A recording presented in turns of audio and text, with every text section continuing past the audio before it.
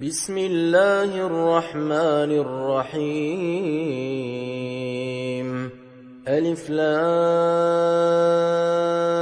را تلك آيات الكتاب الحكيم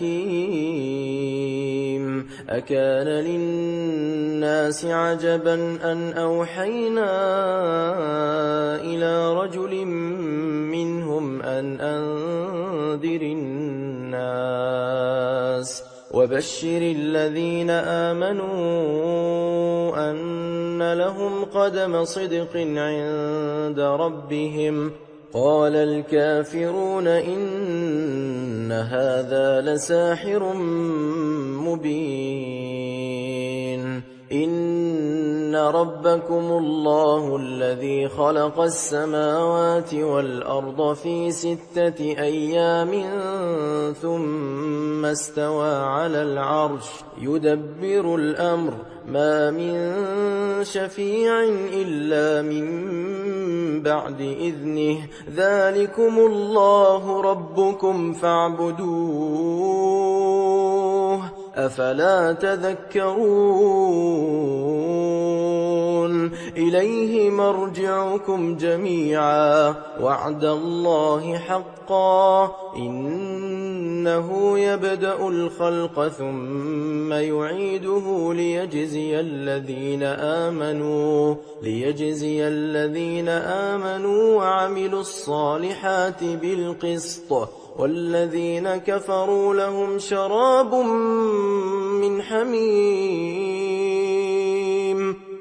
شراب من حميم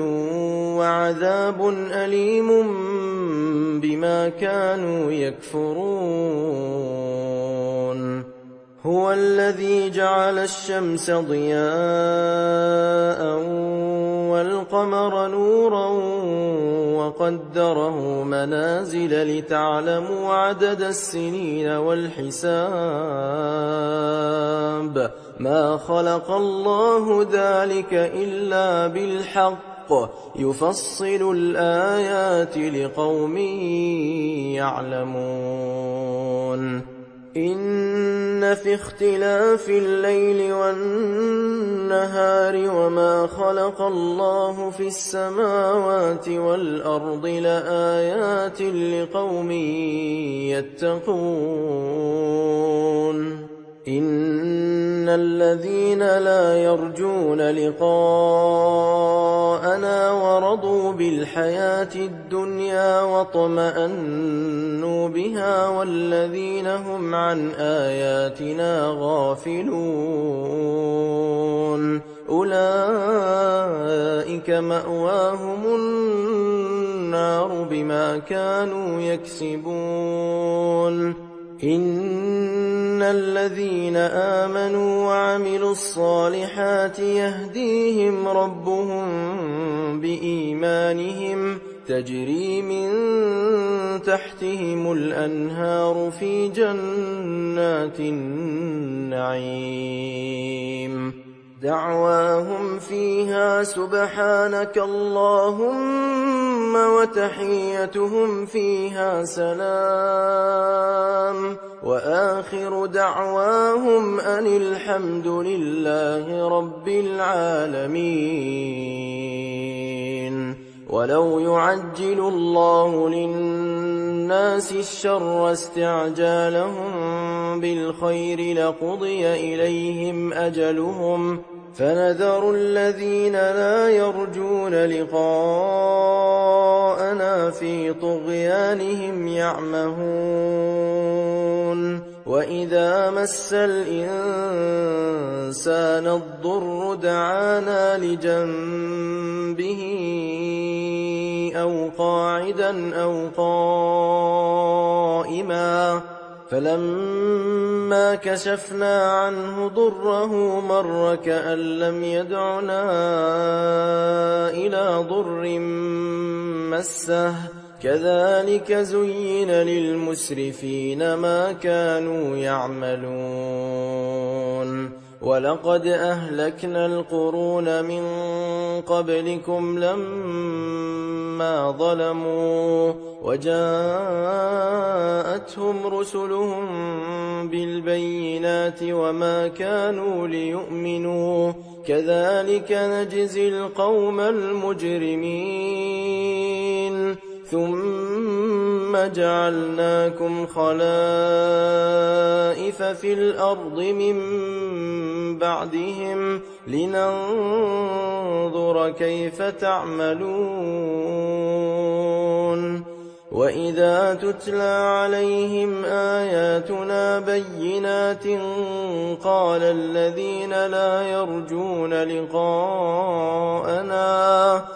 الذين لا يرجون لقاءنا ائت بقرآن غير هذا أو بدله قل ما يكون لي أن أبدله من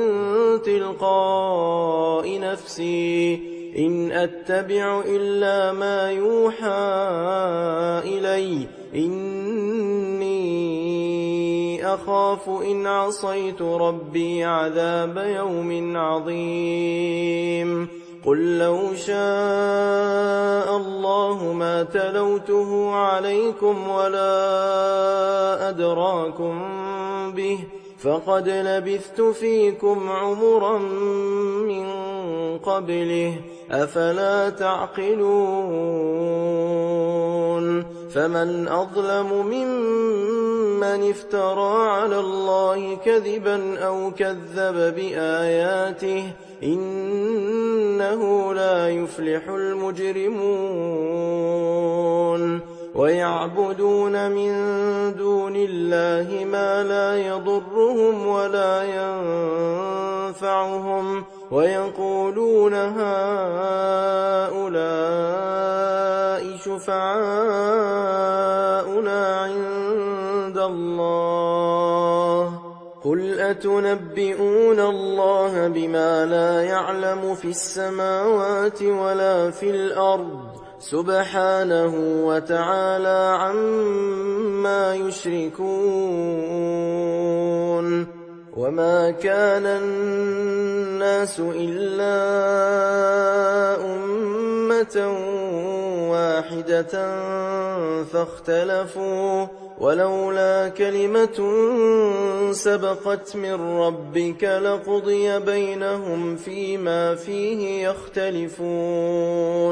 ويقولون لولا أنزل عليه آية من ربه فقل إنما الغيب لله فانتظروا إني معكم من المنتظرين وإذا أذقنا الناس رحمة من بعد ضراء مستهم إذا لهم مكر في آياتنا قل الله أسرع مكرا إن رسلنا يكتبون ما تمكرون هو الذي يسيركم في البر والبحر حتى إذا كنتم في الفلك وجرين بهم بريح طيبة وفرحوا بها جاءتها ريح عاصف وجاءهم الموج من كل مكان وظنوا أنهم أحيط بهم دعوا الله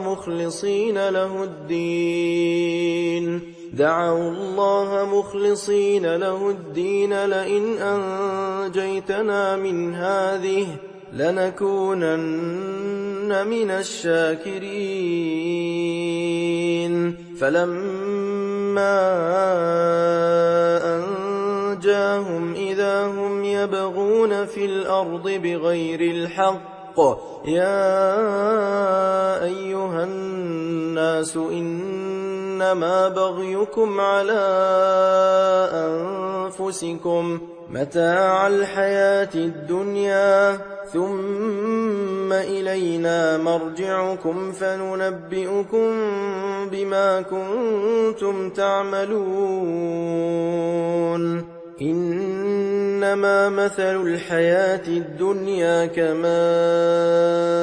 إن أنزلناه من السماء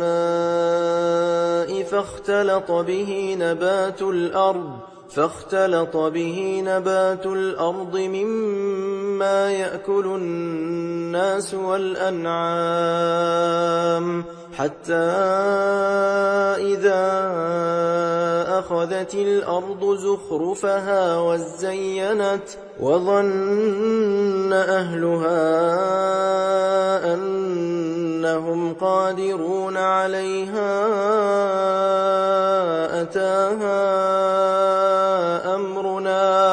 أتاها أمرنا ليلا أو نهارا فجعلناها حصيدا كأن لم تغن بالأمس كذلك نفصل الآيات لقوم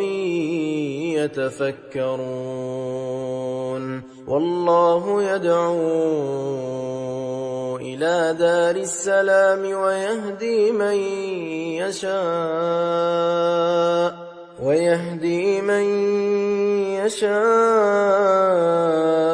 إلى صراط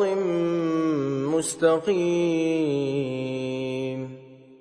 للذين أحسنوا الحسنى وزيادة ولا يرهق وجوههم قتر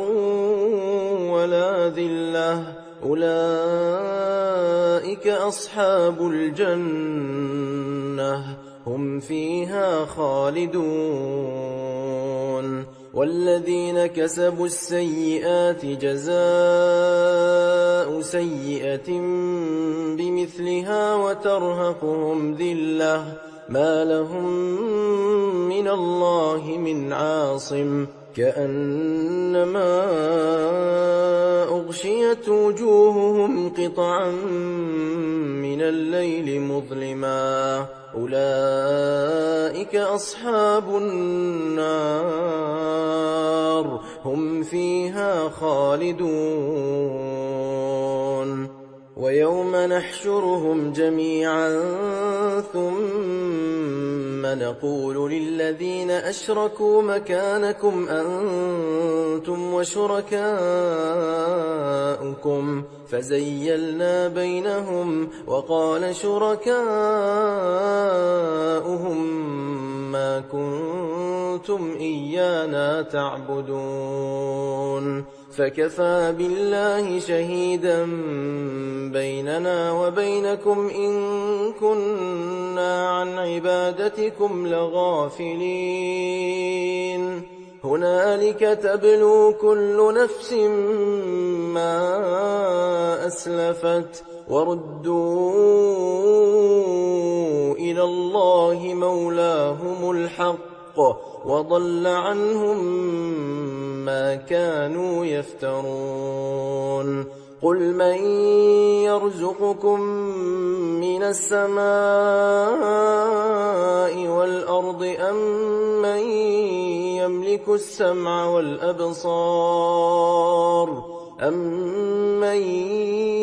السمع والأبصار ومن يخرج الحي من الميت ويخرج الميت من الحي ومن يدبر الأمر فسيقولون الله فقل أفلا تتقون فذلكم الله ربكم الحق فماذا بعد الحق إلا الضلال فأنى تصرفون كذلك حقت كلمة ربك على الذين فسقوا أنهم لا يؤمنون قل هل من شركائكم من يبدأ الخلق ثم يعيده قل الله يبدأ الخلق ثم يعيده فأنى تؤفكون قل هل من شركائكم من يهدي إلى الحق قل الله يهدي للحق أفمن يهدي إلى الحق أحق أن يتبع أمن لا يهدي إلا أن يهدى فما لكم كيف تحكمون وما يتبع أكثرهم إلا ظنا إن الظن لا يغني من الحق شيئا إن الله عليم بما يفعلون وما كان هذا القرآن أن يفترى من دون الله ولكن تصديق الذي بين يديه وتفصيل الكتاب لا ريب فيه من رب العالمين أم يقولون افتراه قل فأتوا بسورة مثله وادعوا من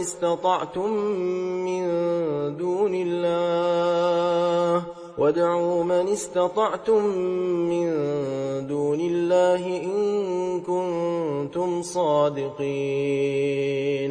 بل كذبوا بما لم يحيطوا بعلمه ولما يأتهم تأويله كذلك كذب الذين من قبلهم فانظر كيف كان عاقبة الظالمين ومنهم من يؤمن به ومنهم من لا يؤمن به وربك أعلم بالمفسدين وإن كذبوك فقل لي عملي ولكم عملكم أنتم بريئون مما أعمل وأنا بريء مما تعملون ومنهم من يستمعون إليك أفأنت تسمع الصم ولو كانوا لا يعقلون ومنهم من ينظر إليك أفأنت تهدي العمي ولو كانوا لا يبصرون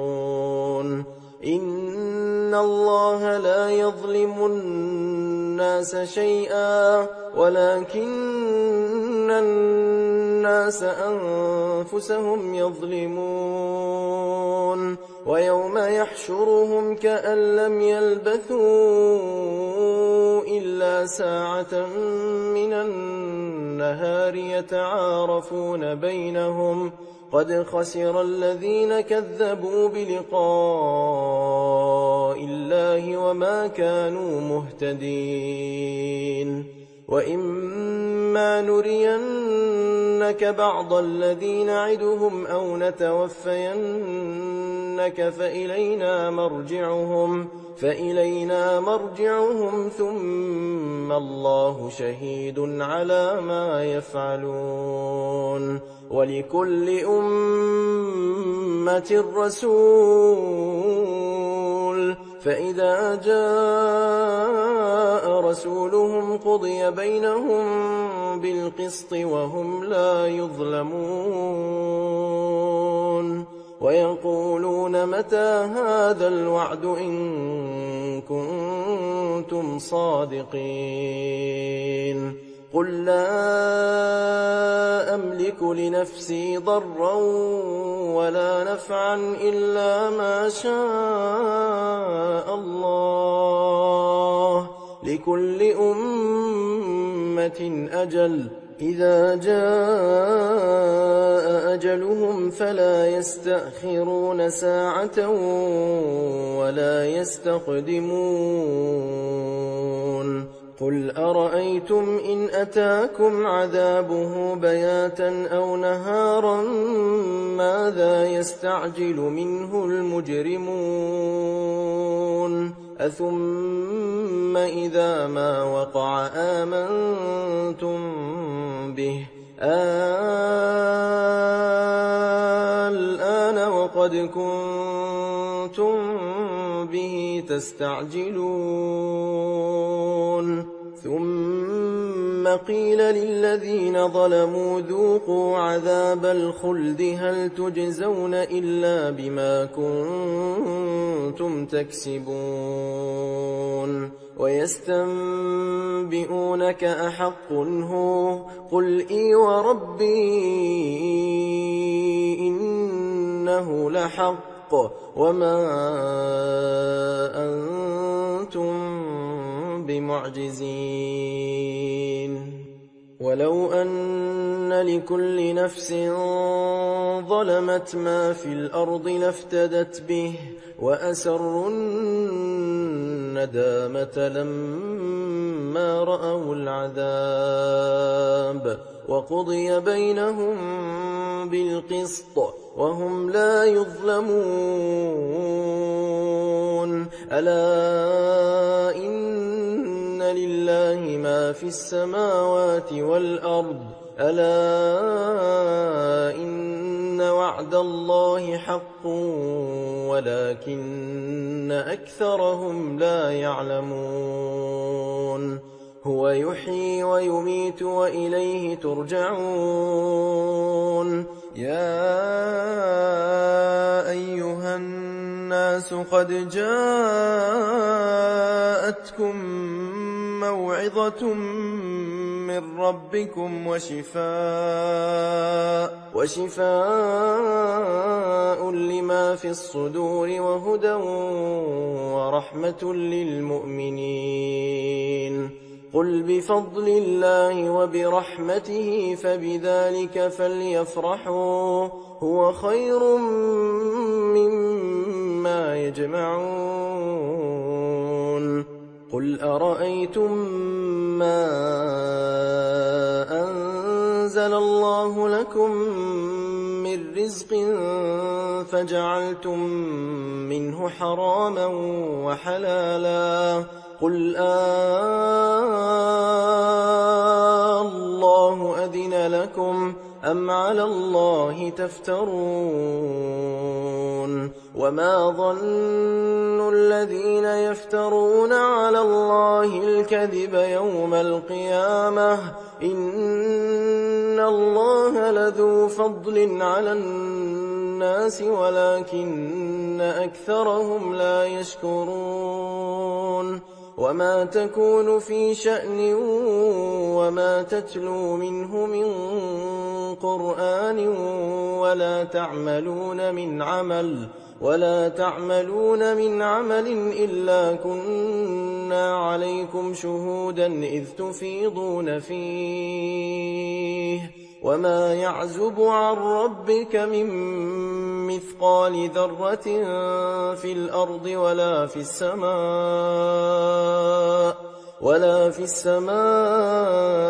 ولا أصغر من ذلك ولا أكبر إلا في كتاب مبين ألا إن أولياء الله لا خوف عليهم ولا هم يحزنون الذين آمنوا وكانوا يتقون لهم البشرى في الحياة الدنيا وفي الآخرة لا تبديل لكلمات الله ذلك هو الفوز العظيم. ولا يحزنك قولهم إن العزة لله جميعا هو السميع العليم. ألا إن لله من في السماوات ومن في الأرض وما يتبع الذين يدعون من دون الله شركاء إن يتبعون إلا الظن وإن هم إلا يخرصون. هو الذي جعل لكم الليل لتسكنوا فيه والنهار مبصرا إن في ذلك لآيات لقوم يسمعون. قالوا اتخذ الله ولدا سبحانه هو الغني له ما في السماوات وما في الأرض إن عندكم من سلطان بهذا أتقولون على الله ما لا تعلمون. قل إن الذين يفترون على الله الكذب لا يفلحون. متاع في الدنيا ثم إلينا مرجعهم ثم نذيقهم العذاب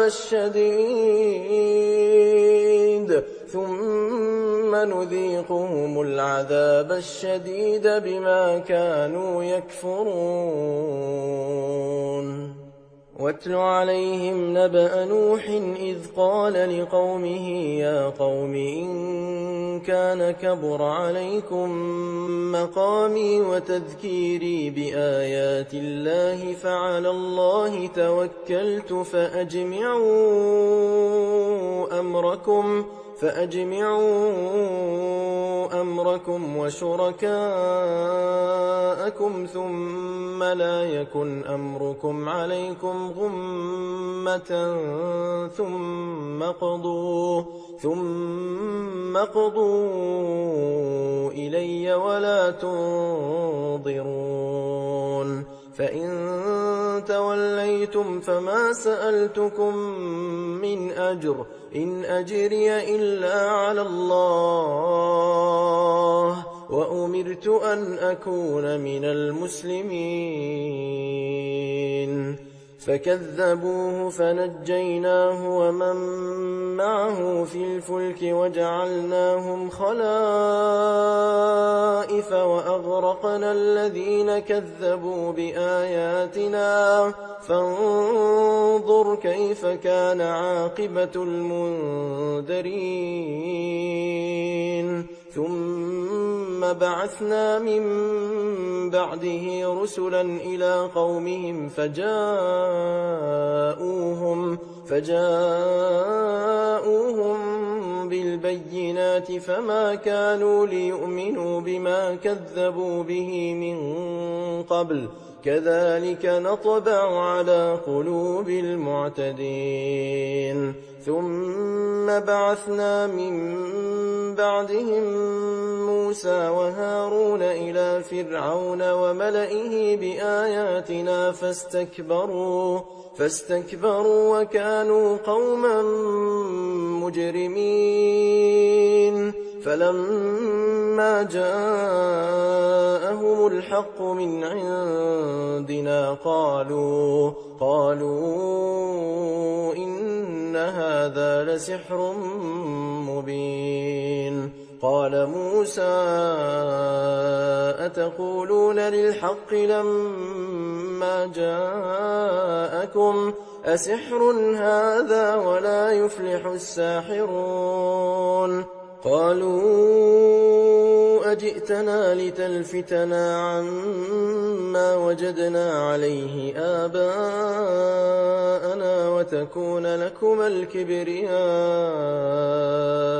في الأرض وما نحن لكما بمؤمنين. وقال فرعون ائتوني بكل ساحر عليم. فلما جاء السحرة قال لهم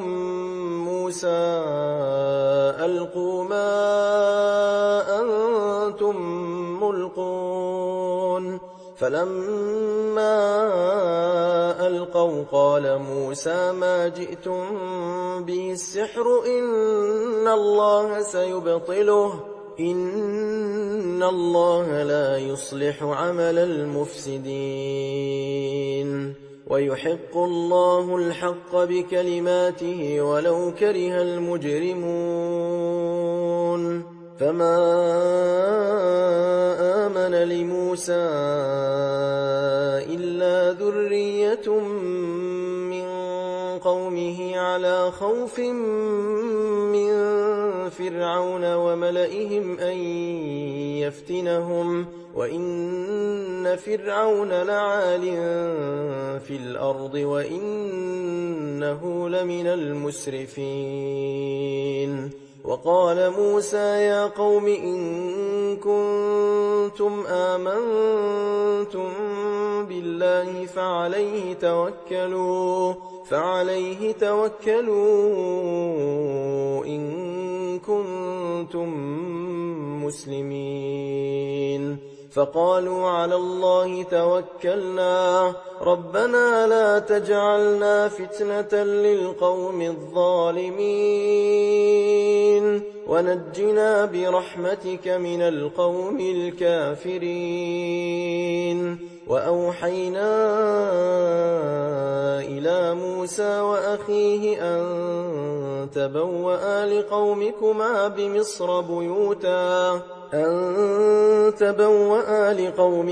بمصر بيوتا واجعلوا بيوتكم قبلة وأقيموا الصلاة وبشر المؤمنين. وقال موسى ربنا إنك آتيت فرعون وملأه زينة وأموالا في الحياة الدنيا ربنا ليضلوا عن سبيلك ربنا اطمس على أموالهم واشدد على قلوبهم فلا يؤمنوا حتى يروا العذاب الأليم. قال قد أجيبت دعوتكما فاستقيما ولا تتبعان سبيل الذين لا يعلمون. وجاوزنا ببني إسرائيل البحر فأتبعهم فرعون وجنوده بغيا وعدوا حتى إذا أدركه الغرق قال آمنت أنه لا إله إلا الذي آمنت به بنو إسرائيل وأنا من المسلمين. الآن وقد عصيت قبل وكنت من المفسدين فاليوم ننجيك ببدنك لتكون لمن خلفك آية وإن كثيرا من الناس عن آياتنا لغافلون. ولقد بوأنا بني إسرائيل مبوأ صدق ورزقناهم من الطيبات فما اختلفوا حتى جاءهم العلم إن ربك يقضي بينهم يوم القيامة فيما كانوا فيه يختلفون. فإن كنتم في شك مما أنزلنا إليك فاسأل الذين يقرؤون الكتاب من قبلك لقد جاءك الحق من ربك فلا تكونن من الممترين ولا تكونن من الذين كذبوا بآيات الله فتكون من الخاسرين إن الذين حقت عليهم كلمة ربك لا يؤمنون ولو جاءتهم كل آية حتى يروا العذاب الأليم فلولا كانت قرية آمنت فنفعها إيمانها إلا قوم يونس لما آمنوا كشفنا عنهم عذاب الخزي في الحياة الدنيا ومتعناهم إلى حين ولو شاء ربك لآمن من في الأرض كلهم جميعا أفأنت تكره الناس حتى يكونوا مؤمنين وما كان لنفس أن تؤمن إلا بإذن الله ويجعل الرجس على الذين لا يعقلون قل انظروا ماذا في السماوات والأرض وما تغني الآيات والنذر عن قوم لا يؤمنون فهل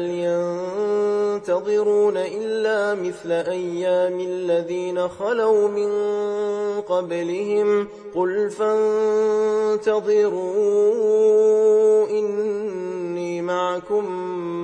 من المنتظرين ثم ننجي رسلنا والذين آمنوا كذلك حقا علينا ننجي المؤمنين قل يا أيها الناس إن كنتم في شك من ديني فلا أعبد الذين تعبدون من دون الله